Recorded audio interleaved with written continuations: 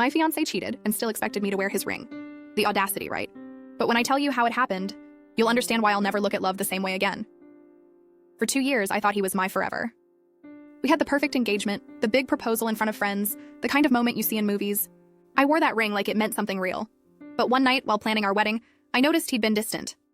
His phone kept lighting up, and he'd always flip it over. My heart told me something was wrong, so I listened. A few days later, he said he was working late. I drove by his office to surprise him with dinner. But instead of finding him inside, I saw his car parked at a hotel. My hands were shaking when I walked up to the front desk. I asked for his room, pretending I was his wife. The clerk smiled and told me his guest had just arrived. My stomach dropped. I went home, sat on the couch, and stared at that ring. The same ring he'd said symbolized eternity. I felt sick.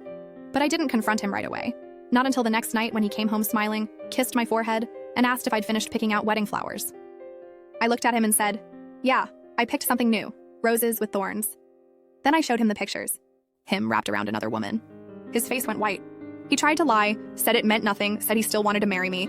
That's when I slid the ring off my finger, dropped it in his drink, and said, "If betrayal is part of forever, you can keep it." He begged me not to leave. Said I was overreacting, but I just smiled. Because in that moment, I realized love doesn't mean losing your dignity for someone who lost their loyalty. I walked out without a tear, without a word. A few months later, I saw him again, alone. No fiancé, no confidence, just regret. And me, I was glowing. Because I didn't need a ring to feel whole. I needed honesty, and I finally found it within myself. Sometimes the best I do you'll ever say is to yourself.